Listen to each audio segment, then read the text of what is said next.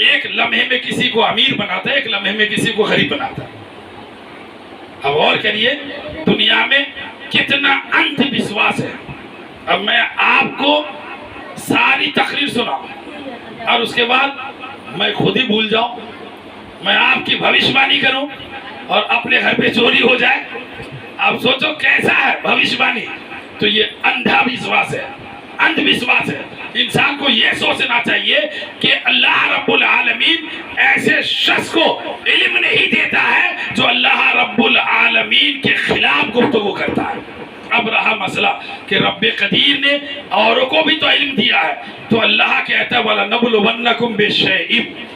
ہم تمہیں دے کے آزمائیں گے، کبھی لے کے آزمائیں گے۔ تو اللہ نے اگر ایسے لوگوں کو دیا ہے تو آزمائش کے لیے دیا تاکہ اور وہ انکار میں مبتلا ہوتے جائے اور وہ زیادہ سے زیادہ انکار کرے تاکہ اللہ کا عذاب شدید اس کے پر نازل ہو جائے۔ اس لیے لازم و ضروری ہے کہ ہم شکر گزارو اللہ کی بارگاہ میں کہ رب نے ہمیں سب سے بہترین نبی کی امت میں پیدا فرمایا، سب سے بہترین مذہب دیا،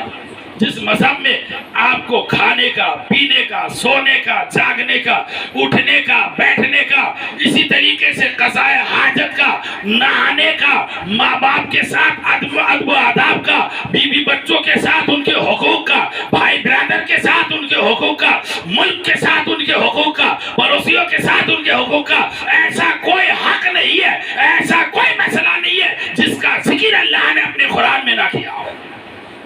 اپنے نبی کے ذریعے سے نہ بتایا ہو۔ سارے حقوق، سارے مسائل اللہ نے یا تو قرآن کے ذریعے سے واضح طریقے سے بتایا یا سیرت مصطفیٰ میں ذکر فرمایا۔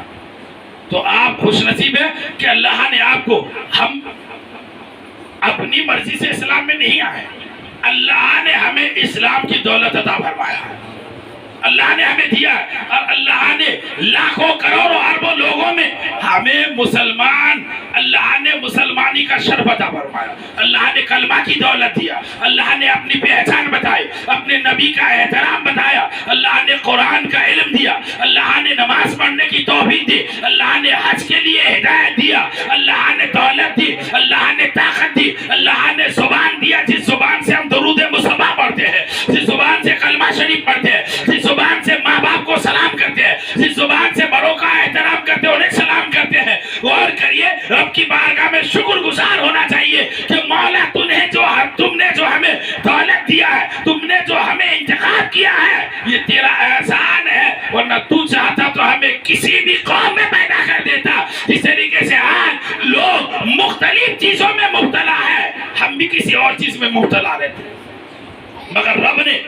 ہمیں وہ نہیں کر کے، رب قدیر نے ہمیں ارشاد فرمایا کہ رب قدیر کہتا ہے کہ ہم نے تجھے اپنی عبادت کے لیے پیدا کیا، اپنی عبادت کے لیے۔ گویا کہ اللہ کہتا ہے 18,000 مخلوقات کو جو ہم نے پیدا کیا ہے، اس میں سے 17,999 مخلوق کو تمہارے لیے پیدا کیا اور تم کو اپنی عبادت کے لیے پیدا کیا۔ غور کرو، اللہ کہتا ہے وَمَا خَلَقْتُ الْجِنَّ وَالْإِنسَ إِلَّا لِيَعْبُدُونَ، ہم نے جن اور انسان کو صرف اپنی عبادت کے لیے پیدا کیا۔ مولا پھر باقی لوگوں کو، باقی چیزوں کو کا سب کو تمہارے لیے پیدا کیا۔ دیکھو دو فرشتوں کو ہمارے کرامن کاتبین کی شکل میں ہمارے ساتھ ڈیوٹی پہ ہے، کوئی ماں کے پیٹ میں بچہ بناتا ہے، کوئی بارش برساتا ہے، کوئی کھانا روزی روزگار کا راستہ انتظام کرتا ہے۔ فرشتوں کو اللہ نے ڈیوٹی پہ لگا دیا، اور ہمارے لیے کون سی ڈیوٹی ہے؟ رب کہتا ہے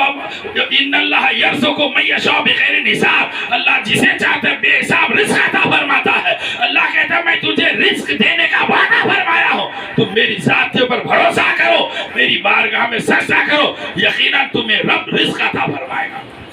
تو آج روزی کمانے کے ساتھ عبادت بھی ضروری ہے۔ انسان اگر روزی کے ساتھ، میں آپ کو اسی